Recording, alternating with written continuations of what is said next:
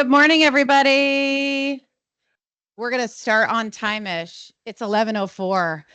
Ready to go? Thanks everybody for coming over to City Hall today, the smart ones who wanted pizza after our presentation. I also just want to acknowledge the folks that are on Teams. We've got 30 something plus people on Teams. How many people, Sean?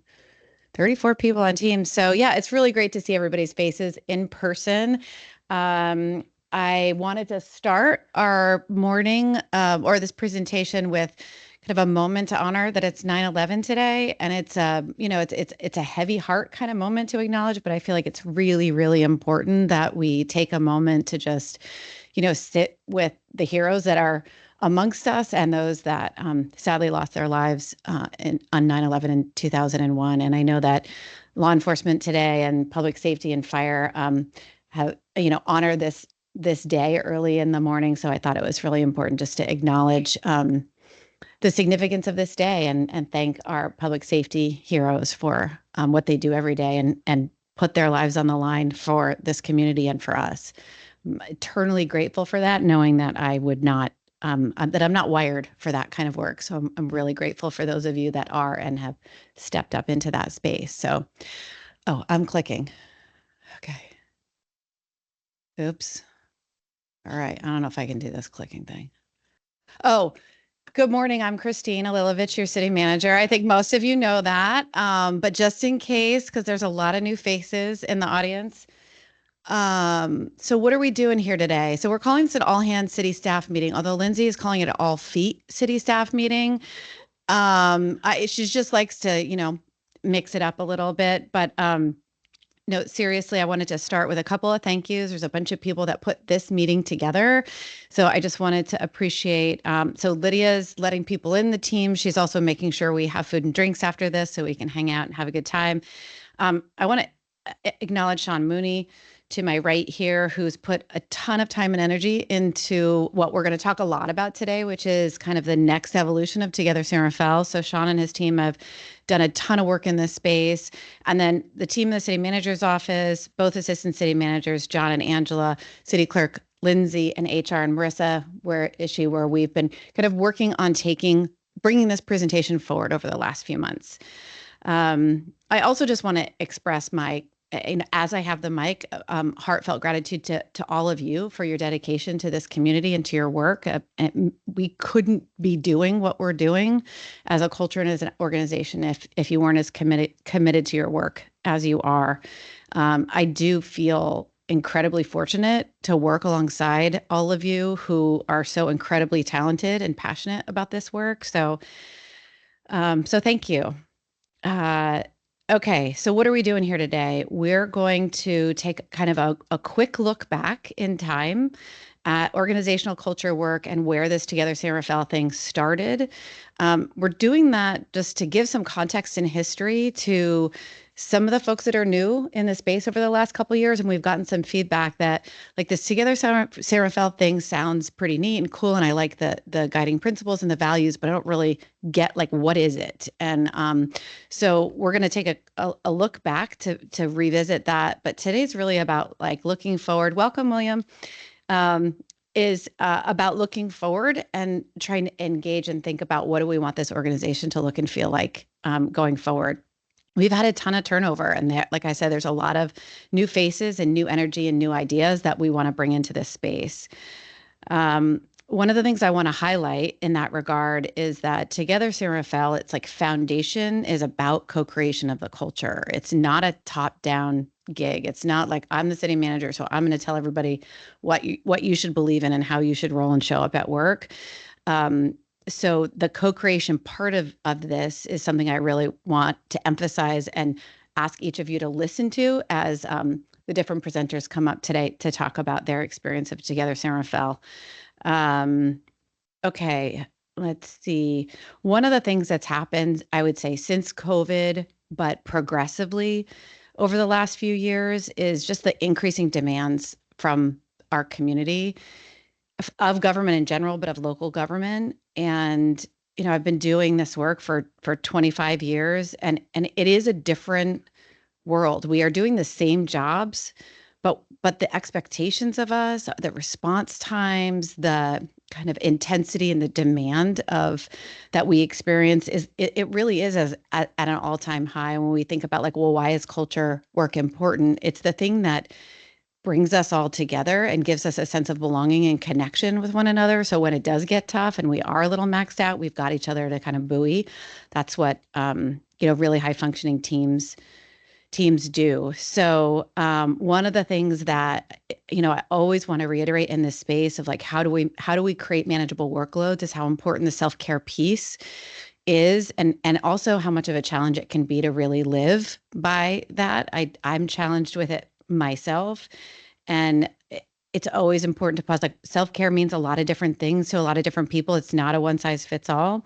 So one of the things that we're trying to do to make sure that there's alignment around priorities and capacity and workload is developing some work planning tools, some strategic work planning tools that align priorities of the council and the community and of staff.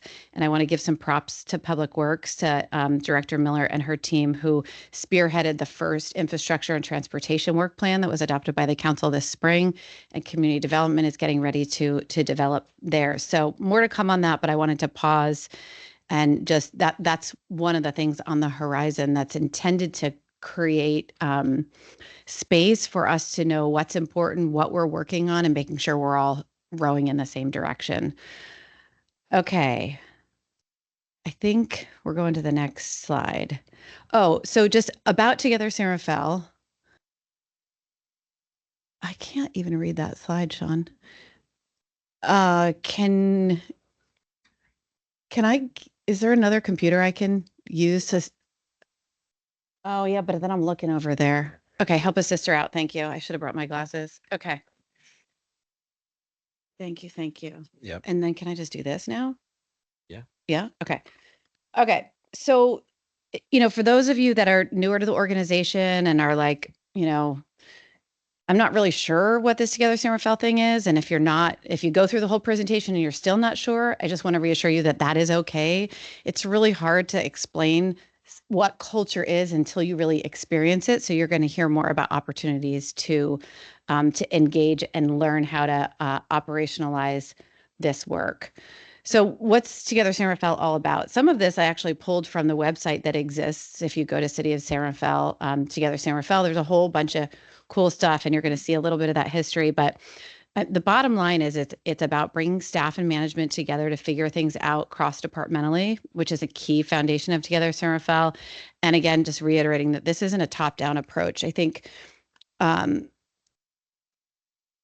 we're talking about a new kind of governing, a new kind of government. And that was part of the origin story of Together San Rafael. What I mean by that is like the government I grew up in, I say like 10, 15 years ago, it was a very top down, like hierarchy is there for a reason. It's important, but it was like whoever the city manager was or the county administrator was the smartest person in the room, and everybody else just better like kind of keep your head down and, like do what you're supposed to do. And the lower down you were in the organization, the less important your ideas and your thoughts were about how we deliver the work in particular. And so we're kind of trying to flip the paradigm on that and say, like, you're the ones doing the work. You really do know best how to deliver that, how to optimize that, what's going to make your job better. And so that's a lot of what this work is about, is that the leadership isn't the smartest person in the room and doesn't have all the answers. And we really need your help. It's about empowering all city employees, regardless of position or tenure, to share and implement, not just share, but then get the opportunity to implement and really make the change happen. It's about improving service delivery and making San Rafael a great place to work at the same time. And there's an important element of celebration. You're going to hear more from the fund committee folks.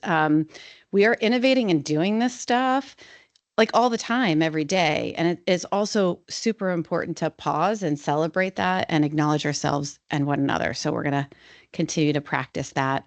So what is organizational culture? And I started with Together San Rafael has evolved over time. It was kind of a vision, and then we put some practices into place. This was like 2016-ish, and then it ultimately turns into what's culture. And there's 80 million definitions of culture, but I just pulled a few up just to provide some context. We talk a lot about storytelling. So I liked this one, that culture is about the story in which the people in the organization are embedded and the values and rituals that reinforce that narrative. It's like how we do the things that we do, how we show up in our jobs. And then the connection between values and behavior is also really important, because we can have values all day long, but if they're not seen and experienced by ourselves and by our community and the behavior, um, that's really, I think, key to what makes an organizational culture come to life. So a brief history of Together San Rafael. I mentioned 2016 is kind of when this started. The previous city manager, Jim Schutz, and I was the assistant city manager at that time. We had a handful of folks go to a Code for America summit.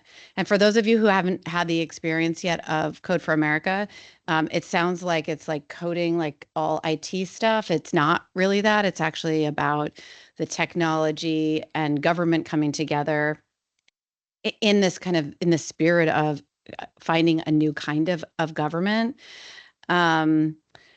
So back then, it was just a handful of us that went. We kind of came back, and there's so many amazing ideas that come out of this Code for America Summit, that presentations from all public sector, public safety, public works, health and human services, really incredible ideas, and the technology to pair with those ideas to bring some change into local government.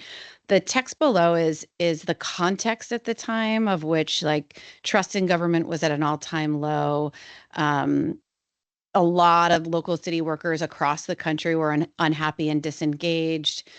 And this pairing with this, digital services and the expectation that, if you can deposit your check on your phone, you should be able to get a permit for your fence on your phone, which is an unfair analogy, but that's the expectation of the community, is that sort of real-time digital service opportunity, which we did when we talk about, like, what is Together San Rafael in operationally, we did that all through COVID. So we had this foundation of the culture and these practices, and then COVID hit. And if we weren't working cross-departmentally and innovatively, we wouldn't have been able to meet the moment and do the incredible work we did to uplift the community in that really, really difficult time. Okay, so flashback, I'm going to play this video. This was a video that was kind of like one of the first things that we did to try to share with the organization, like, what the thing is. So there's a handful of you that are in this video. Steve Mason in the house? Maybe he's at the community center watching. I hope so. So here we go.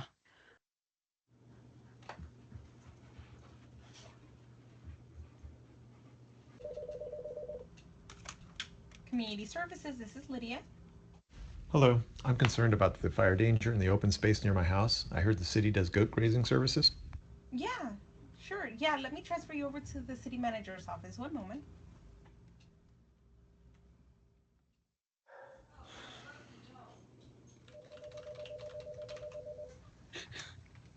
Hello, this is Andrew, city manager's office. Hi, I saw a company park a goat grazing trailer near my house and I wanted to know more. Okay. Oh, parking. Okay, let me transfer you.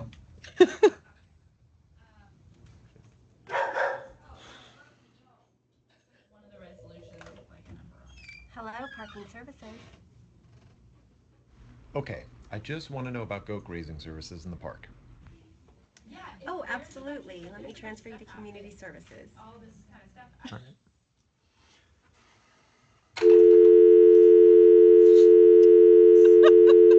Hello? Hello? Hi, Lydia. Hey. How's it going? Well, okay, I guess. We just had a client call, like, he just did a loop. He was asking questions and I transferred, and he just ended up coming back to me. So now I just keep thinking, and I wish there was a way that we could work across departments and maybe come up with better solutions? Yeah, totally. There is. What? Together San Rafael. Oh!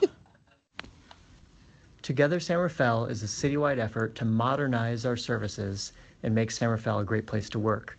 The focus here is on the word together. This isn't some new top-down policy. This is about our own employees being involved in decisions and working together to improve the organization. Together San Rafael will give you the process and the tools you need to innovate our services and work together within your department throughout our organization and with our community. Pretty cool, huh? And fun. Funny. Good job, team. It's not going to the next slide, Sean.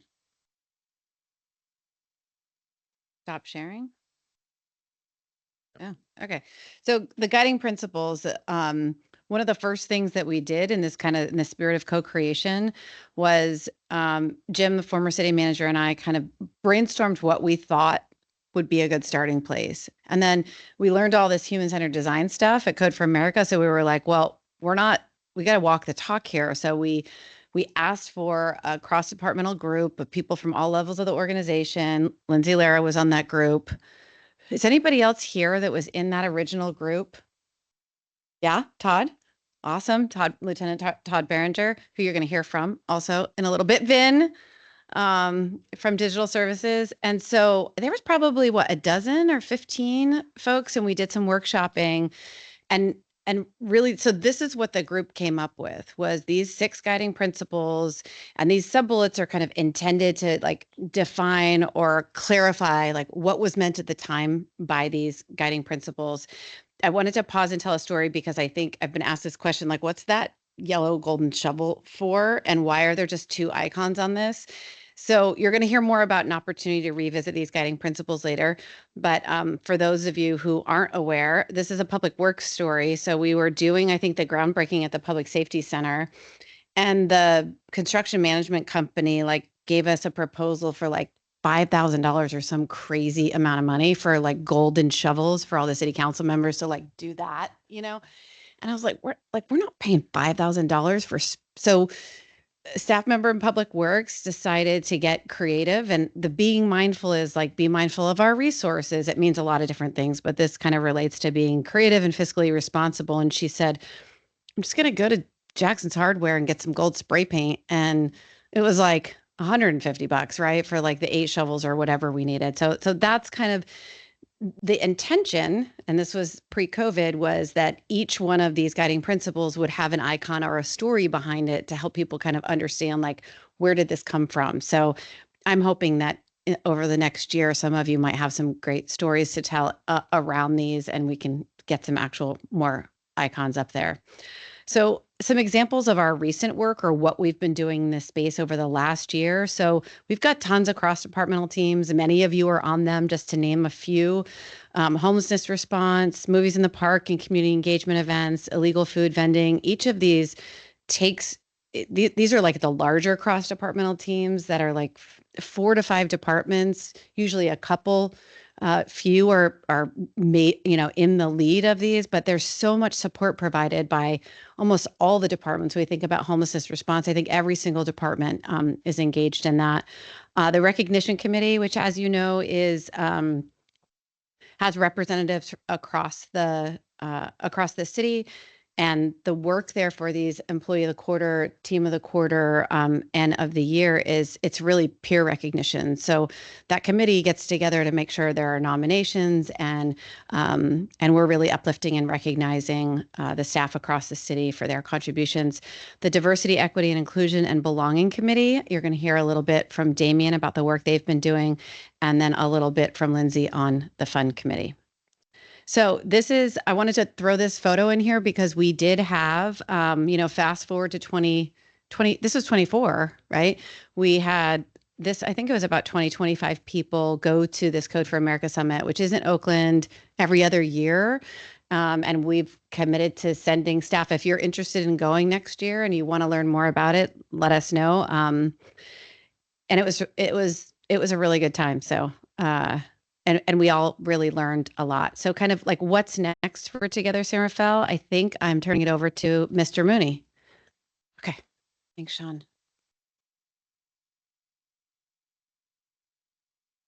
Hey, everyone. How's it going? All right. You having fun? Yeah. All hands.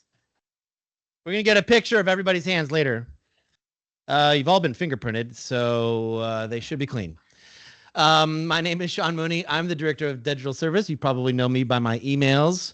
And we're going to talk a little bit about, what, Together Centerville has looked like and what it's going to look like in the future. Really excited to be sharing this journey. We talked about cross-departmental work just a moment there. And what's one of the outcomes of Together Centerville, in addition to the work that we do every day, and the events, in the past we had a number of different committees that helped operationalize it. And here's a list of kind of this is pre-COVID, the number of different committees that were kind of represented that cross-departmental work, and it helped operationalize this so that the guiding principles could be put in practice, and that in these teams there was a formalization of how it worked. And looking through, just without reading all of these, we had some of these groups continue to exist now. We have a communications team. We have a data team that's working. We have a lot of this work that's happening. But it's important to recognize that COVID really had an impact, obviously, on all of us, but it also had a major impact on this body of work. And while we were able to embody the Together Centerville principles as we responded to that crisis, emerging from the pandemic, really changed the organization. And so we're going to talk about what does this look like in the future. One of the things that happened in the past was we had learning labs. So we had, it was in order to reinforce a culture of innovation, the Learning Labs was a program that was created that helped to kind of support that culture by training people on human-centered design, which I'll talk about in a minute, project management, researching, working together in groups to kind of to identify a challenge, frame that challenge, research and work with people to understand, go deeper into what the challenges were, and then ultimately design solutions. We did that. We had 3 cohorts. The last cohort of the Learning Lab kind of ended midway during COVID-19. And then we have one of the original cohorts that will be speaking later today about how that work has continued today. And then post-COVID, that changed a little bit. We had innovation labs that were focused more on lean process improvement. But what was great about this program is that it was an annual program for those 3 years. It culminated a presentation at the Rafael Theater. It was a great celebration of innovation. And so we're going to talk about what that could look like in the future. Now, some of you may have heard this phrase, human-centered design, and you don't really quite understand it. Really at the heart of it, embracing human-centered design means believing that all problems, even the seemingly intractable ones like poverty, gender equality, clean water, homelessness, that they're solvable. But moreover, it means that believing that the people who face these problems every day are the ones who hold the key to their answer. And that's a quote from an organization called IDEO that basically does human-centered design within communities around the world. And we've got our own spin on it here in Centerville. Ultimately, it's about empathy, right? Like we talk about, a lot of times the building officials get the whole permit process is always the example, right? Because maybe that's a high volume turnover, and Centerville, I'll tell you, is a leader here. I've talked to a number of different cities, a little tangent, a lot of people who have experiences, architects, and I'll tell you what, that everybody says that like Centerville is by far and large a leader in like one of the most usable, empathetic programs as far as building design. And part of that, I think, really stems from this work that's here. Having empathy. What does that experience feel like? You all have experienced bureaucracy. You've been to the DMV. You've done things like you've had to experience. You go out in life and when something really stinks. When the experience really stinks. And so really at the heart of it is like, how do we put ourselves in the mind of the users, the people who are our customers, our community, to understand, like, if a process is not bad, if you wouldn't want to go through it, then like challenge it. And how do we work with our users to improve, to understand deeper what those problems are, and then improve it, generate ideas, build prototypes, because you're not going to, the best solution isn't going to come right away. You need to just try things. If you wait a long time to get that solution, you're never going to do it. So sometimes you just got to try things and then test those assumptions and iterate. And that's really, in a nutshell,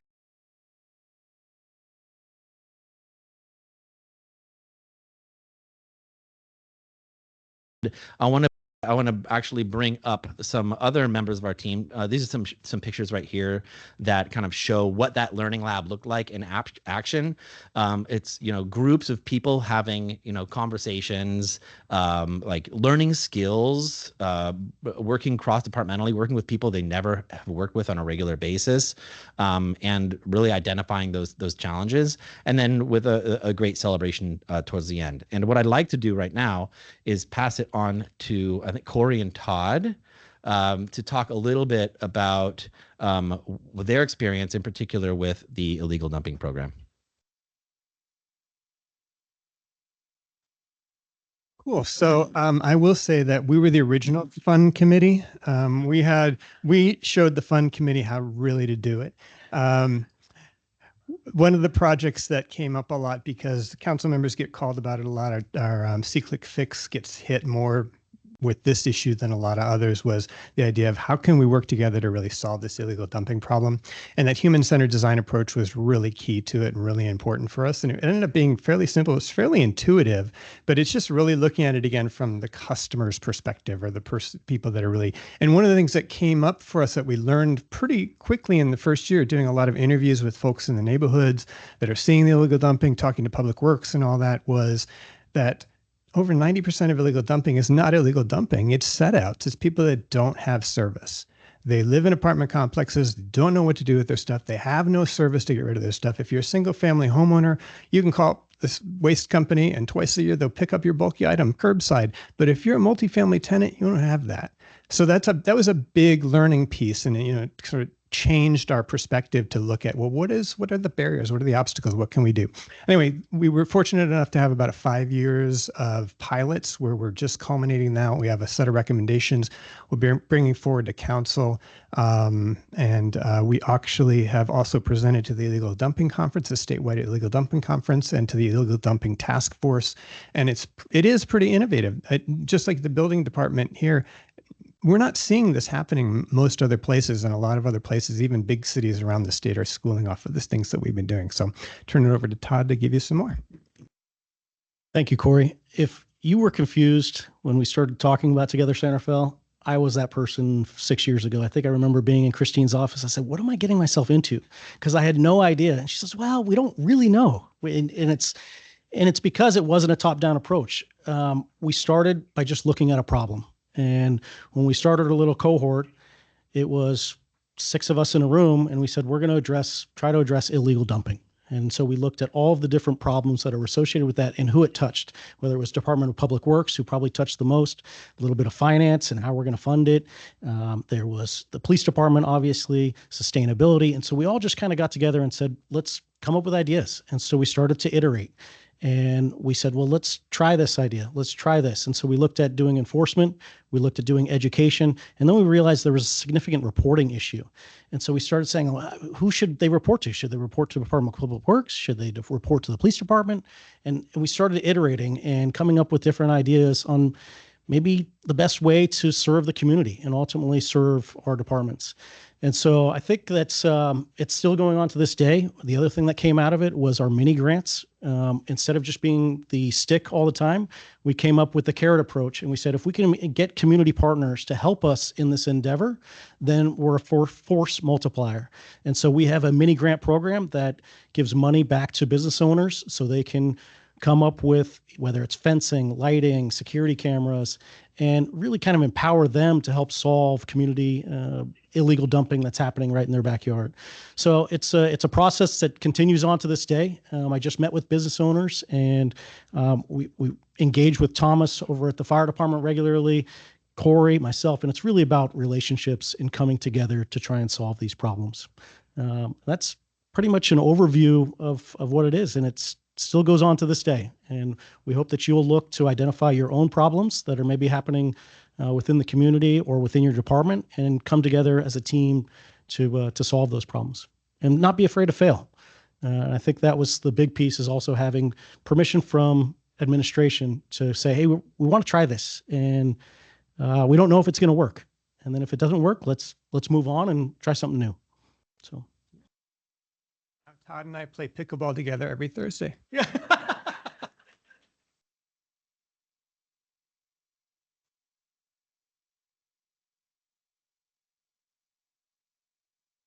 when I think about Together Centerfell, I think about, why I fell in love with Together Centerfell, what I love the most about it. And for me, I think about when I first started at the city in 2014 and I walked into my office, I was like, I don't know, 2 years old. And there was a typewriter on my desk, and I was told I had to replace the tape for that. And I hadn't used the typewriter since I was like 6, writing a letter to Santa.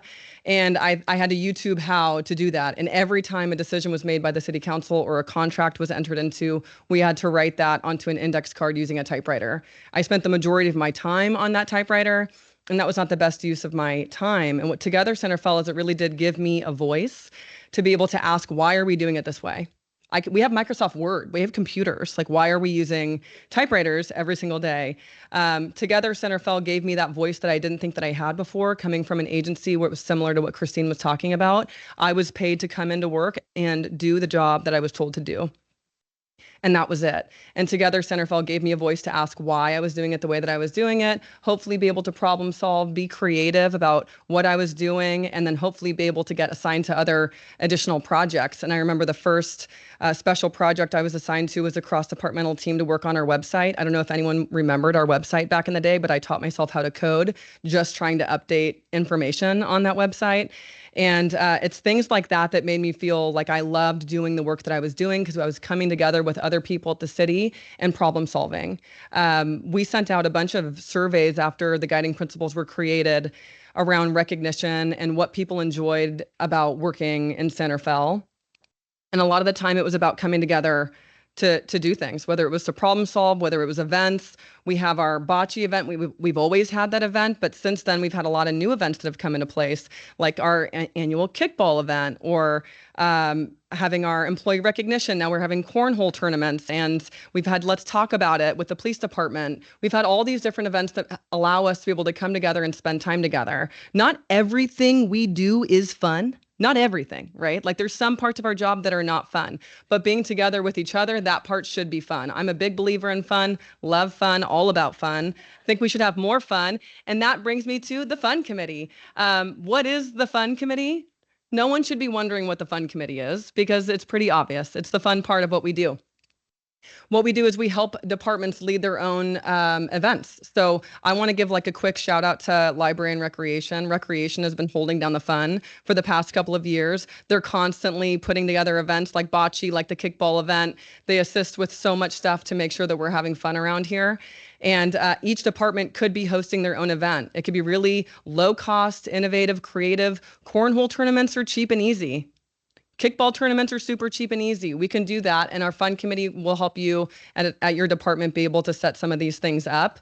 And so this is a call for department-hosted events. We'd love to have your department host an event. It could be an open house. It could be a donut. It could be a potluck. It could be a cookie baking contest. Finance, I hear that's coming up. And also, I want to just highlight some of the upcoming events that are going to be happening soon. Bocce tournament, September 26th. You need to submit your teams by the 13th. And I just want to make an announcement that last year, Mel won.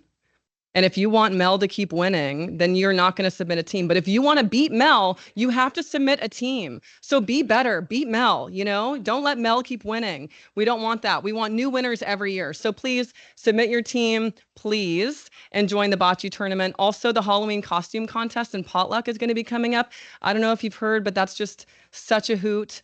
And so you get to dress up on October 31st and come to the City Hall lobby, and we'll choose who gets to win the costume contests. And I wanted to just give like a little bit of a shout out to I've been chairing the Fun Committee for a while, and then previously the Storytelling Committee. And it's time that I pass the baton to the most fun people in the city, Sergeant Mathis and Lieutenant Todd Berenger. What? Are you, Joe? Stand up. There's no way. Oh, yeah, you can do the dance that you've been working on for this event. I know you have been. Hold your hammy. It's understandable.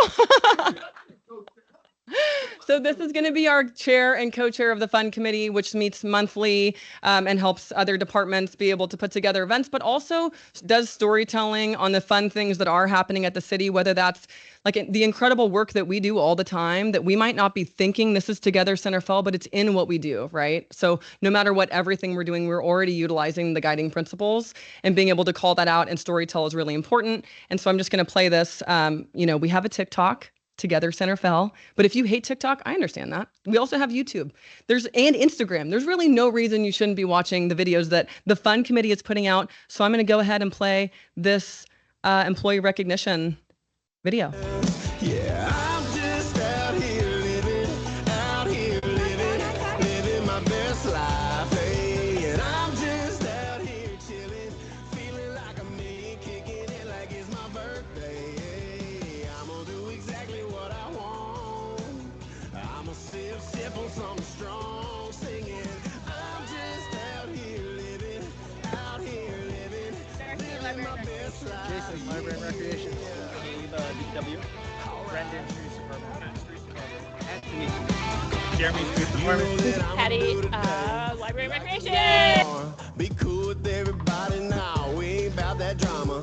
Work a little less just to play a little more. I'm just out here living.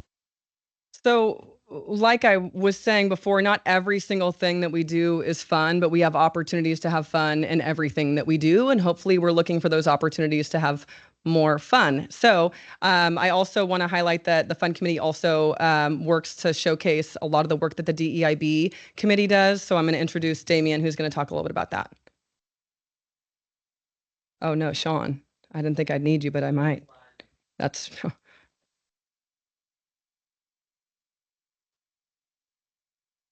Oh, got you. Yeah, you're welcome. Hello, everybody. I thought from the original part of the conversation or the original presentation, I was going to follow the recognition committee, not the fun committee. And I had a saying like, oh yeah, following the recognition committee, yeah, is better than following the fun committee. This is not the case at all. So thank you for setting the bar super high. But we're going to just go with it as best we can. So my name is Damien Oyobio. I work with the finance department right here in the City Hall. Basically based off of what we've discussed over the last few years, the city has developed what's called a Diversity, Equity, Inclusion, and Belonging Committee. Now, this committee is including everyone that is here. Diversity basically means everyone that's inside of this room. If you look around the room, look at it to your neighbor, there is various departments, there's various people that are coming from various different backgrounds, all these stories that we have that we can share with each other that builds up the city of Santa Fe, that also reflects our community members. This is what we are as far as the Diversity, Equity, Inclusion Committee, and also belonging as well. So if to use an analogy, for example, like if I have a party, right, and if I wanted to invite everybody to the party, I wanted to have a diverse party, everyone can come on. If I want to have an equitable party, we want to have the barriers of entry to be very, low. Let's say this is a free party. Everybody can come on down. If I wanted to include everybody, I would say, hey, you know what? I will have music at my party. If you like music, great. If you don't like music, that's fine. But belonging is like, tell me what kind of music that you like. Tell me what kind of food that you like. Tell me what you want to see at the party. So everyone that does come in has a place for them to be at the party, so they can feel like they belong here with at my party, because it becomes our party. So to give you a brief overview of what the Diversity Committee is about, we launched in September 2023 in the summer, and it started from a Juneteenth presentation. It started from United Against Hate Week presentation, and then from there, what more could we do? What more can we say? What more can we get more people involved? So therefore, the Diversity and Equity, Inclusion, Belonging Committee was created. From there, just like was said earlier, what do? Do we find a problem? Are there any problems? What do people want to see?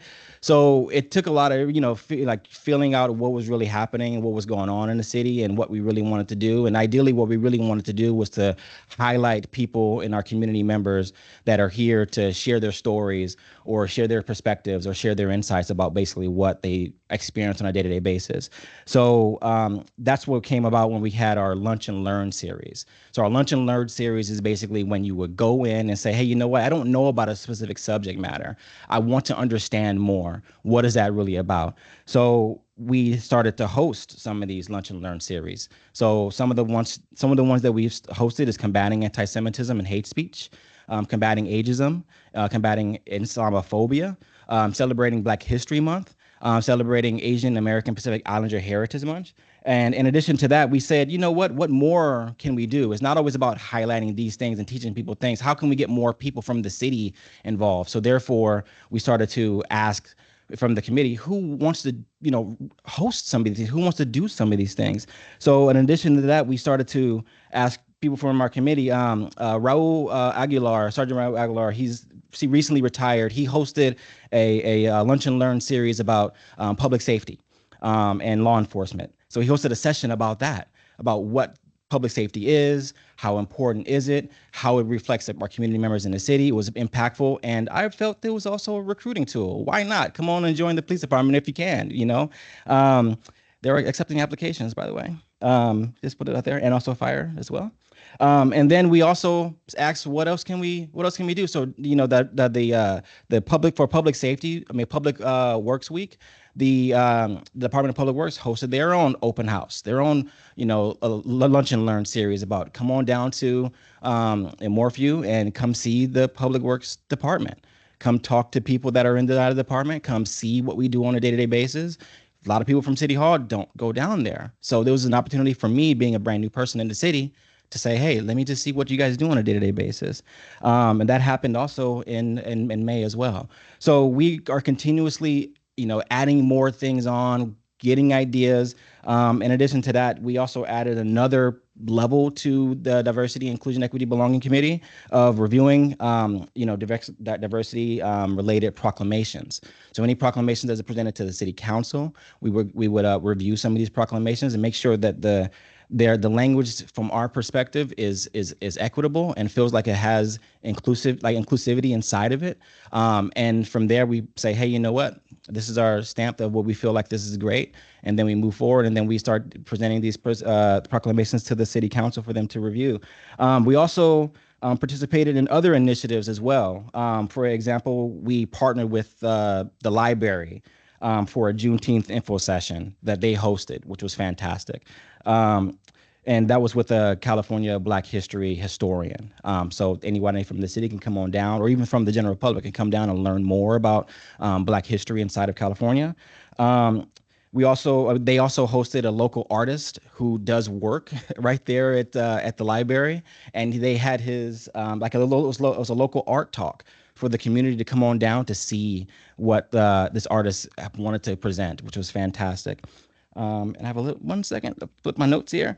And lastly, we participated in other events as well with the general public. For example, the first Juneteenth festival or celebration inside of the city of San Rafael in Terra Linda area was in partnership with the church. That wasn't hosted by the Diversity Inclusion Committee or hosted by the city of San Rafael, but police also showed up. And they presented, they didn't present, they actually had a booth there and to give an info session, like, hey, we're part of your community too.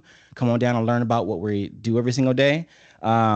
It's just a fantastic thing to see people in the community to be inspired to do great work. And if we're always behind these walls, we don't see that every single day. So with this committee, you're able to go outside in the community and see that type of stuff as well. In addition to that, there was a celebration of a Pride event at the library as well. So a lot of these things that we do, these events, they're all evolving, they're getting better, they're getting bigger. And we're also seeking new members. When we first started, we had various people from various different departments be, represented.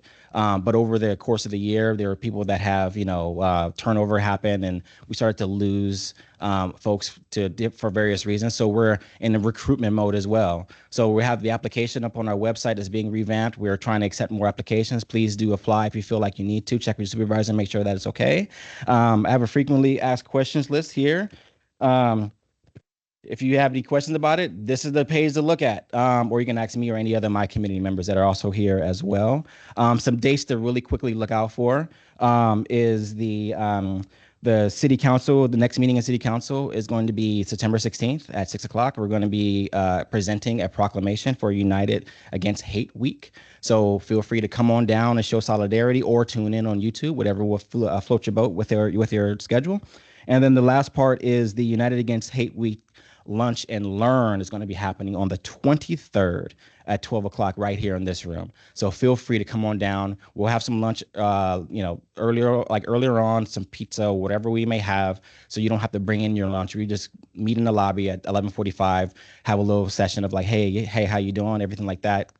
Exchange pleasantries, and then you can come down and sit in here and learn learn tools about hate, learn tools about how to identify hate, and then how to become an ally as well. So that's it for the presentation for that. But like I said, we're accepting applications, and feel free to throw your hat into the bucket if it suits your needs. Thank you. Oh, not sure who's doing the next part of the presentation. So, all right. Thank you very much. Thank you, Damien. All right, how are we doing on time? We're doing okay? All right. Okay, so, one of the key messages I think that we're bringing today is, we're looking back, we're looking at now, and we want to look to the future. So, the question, looking out on this audience, and when we ask, hey, who is there? And there's one hand, there's a lot of new faces. There's a lot of new people who have just come into the organization. There's people who've been here for a while, and there's new people coming in the door. How do we continue to support this culture of excellence of Together San Rafael? Well, before I jump in, so that is going to be kind of the topic of du jour, for the next year. And I think the important thing is that we want everybody here to be part of that conversation. So here's a little bit of what we have in the works. So in the spirit of Together San Rafael, members of the digital team and the human resources team have been developing a prototype to improve onboarding. We call it the Start Here. It's a new resource that will be the first, I'll say, prototype is launching at the end of this week. And as this stems from the fact that kind of understanding the challenge that we have people come into the organization and there's inconsistency in how they learn about the organization, how they learn to do their job, right? So part of this process is identifying the challenge, digging into doing the research, collaborating with people to design solutions, testing them out. And so we've designed a resource that's going to be available. And then there's ongoing work with the human resources team and new employees to continually iterate and improve the onboarding process. But this is simply going to be something that's going to help be a centralized resource that when we get that touch point with somebody who comes into the organization to get a better understanding of the city, of our goals and objectives, and then kind of the basic functionings. How do we work with contracts? How do you do purchasing? What do you do with staff reports? Resources around how we engage with the public, et cetera. So be on the lookout. We'll be announcing that soon. And the spirit of human-centered design will be continually improving that. And the big huzzah is we're going to be relaunching our innovation program, which we are calling at this point Together Academy. It's going to look a lot like the Learning Labs, but we are launching kind of an initial small cohort this fall. And the idea here is we want to take what we've learned from the Learning Labs and expand it to kind of continue to have the idea of learning skills and then applying those skills to work that is currently being done. We acknowledge that, to Christine's point, the expectations that from the community and the workload that and the resources are a major challenge in us being able to get our work done. We want to continue that operational excellence. We don't want to add more to people's plate. So the idea here with Together Academy is, how can we learn some of these really important skills that reinforce the culture of things like human-centered design and lean process improvement, better project management, and apply that to work that we're already doing? So, and it's creating space to get that work done and work collaboratively.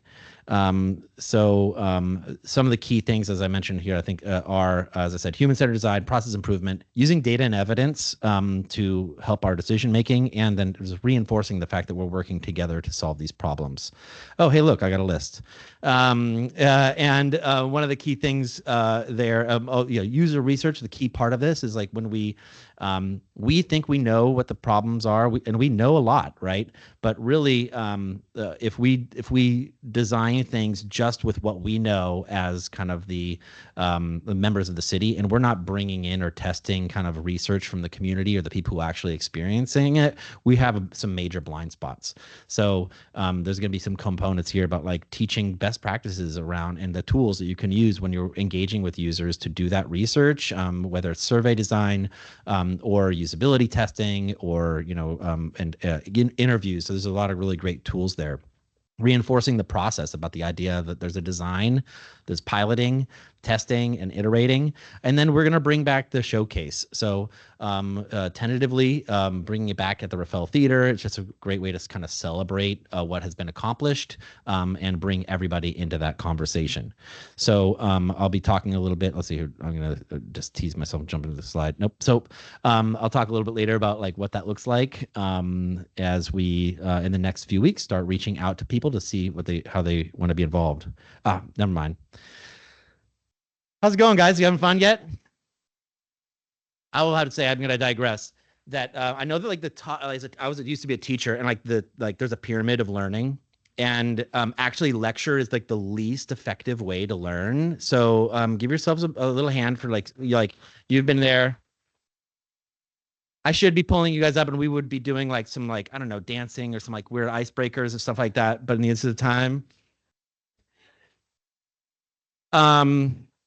sorry, it's too much fun. So, as this continues to evolve, we want everybody here in this room, we want everybody to be able to have the opportunity, who's not in the room also, to be part of that voice, to be part of this conversation about what Together San Rafael looks like. So the focus topics for Together Academy right now, we were trying to keep this we want to keep it crisp, and we want to keep the focus to top things that we know need to happen right now. And the idea is that this will be kind of an annual program, either once or twice a year. And so after we've done this first run and we test it and see how it goes, then we can kind of start like expanding it to include more types of more topics with the cohorts. So the first key areas that we're going to be focusing on is we're going to have two design teams. One is going to be looking at Together San Rafael, and it's not just revisiting the guiding principles, but it's like doing the work to understand, like having that team kind of reach out within our greater citywide team to understand like what should this look like, in the future. What the guiding principles are a component of it. Revisiting to them, is this still all right? Is this still all track? How are we continuing to do this culture, and how are we taking the temperature to understand what the needs are of our citywide team? So we're going to have a design team that's kind of looking at that Together San Rafael culture, how we creating a culture of belonging and inclusion within our city. And then another one is citywide goals and objectives. We have a 2-year citywide goals and objective process that is now going to be in its next phase. And so we have an opportunity to reimagine what that looks like. How are we strategic? How are we setting ourselves up in collaboration with the city council to set goals for ourselves and our city teams, think strategically, align that with our budget and our resources, and the community to understand like what we're doing, right? Having a clear strategy, having a clear work plan helps to reduce chaos and allow people to know what we're doing and set that lodestone, polar, the star, so that we know what we're doing. And obviously we are in the space of city government and things just happen, right? So there's going to be times we get sidetracked, but we have a great opportunity to think about how do we set those goals as a team. So those are the two main focuses. This is work that was already needed to be done, and so we're going to be bringing people in. So this cohort is going to be done in collaboration with the Civic Makers, who helped us launch the initial learning lab. They also were very deeply involved in the foundation of the guiding principles in the kind of early stages of Together San Rafael. They're a great team that'll be helping to kind of co-facilitate this with us. We're going to be trying to get about 25 to 30 employees from different departments. We're still like firming up the details, but it is work that happens over 10 to 12 weeks, but like honoring the fact that like people have work that they need to do. So it is very, we're going to be very mindful of that. We'll have more details on kind of all the specific impacts in the schedule, and be sending out some applications available this month. All right. And with that, I'm going to bring Christine back up.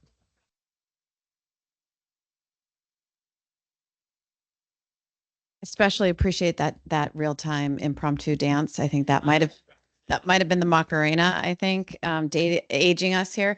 So I totally get that everyone in the room can smell the pizza, and I'm wicked hungry too. So I'll be super fast just to wrap up.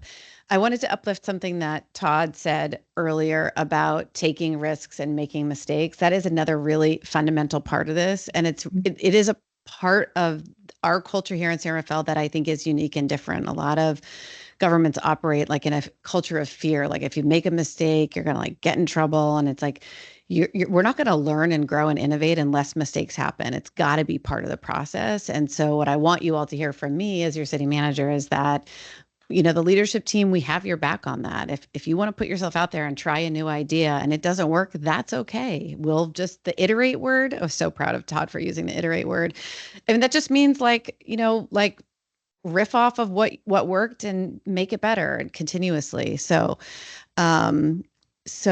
office hours. So I've been your city manager for about a year, and I've been thinking about doing this. And I'm not just going to do it in my office, but I'm going to try to get out in the field, come to where you are. I'll hang out on my computer for a few hours once a month. It's just like a time to come say hi. If you haven't met me yet, or if I haven't had a chance to connect with you, just come say hi. You can come and ask questions. You can come and tell me about your kids. I love the kids. If you have a baby, bring your baby. I love the babies. Or, you know, it's just like a free and open time. It's talk about Together San Rafael, whatever. So pizza. So I'll be announcing when those will be and where I'll be over the next like 6 months or so. And I just wanted to really appreciate the presenters that showed up today to put energy and life into this conversation. We were going to do a Q&A, but like really, we should just eat pizza. But if anybody does anybody have like a pressing question or something they want to say? John has a question. Oh, can we do it in the lobby? Can we just do a like quick photo in the lobby before we open the pizza boxes? Cool. All right. Yes, Corey.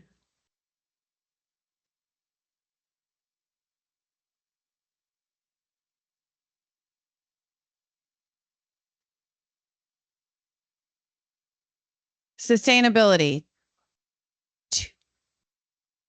Digital parking and sustainability, like trifecta. Okay. Tuesday at 11.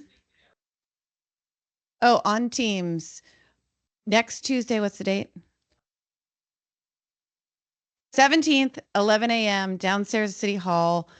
Parking services, sustainability, and digital team open house. Come and see what they're all about. Okay, thanks everybody so much for coming. I really appreciate you. Thank you to the folks on Teams. And who will help? Lindsay, will you help make everybody get together for a photo? Is it better here? Is it better if we do it here? Let's do it here. Okay, let's do it here.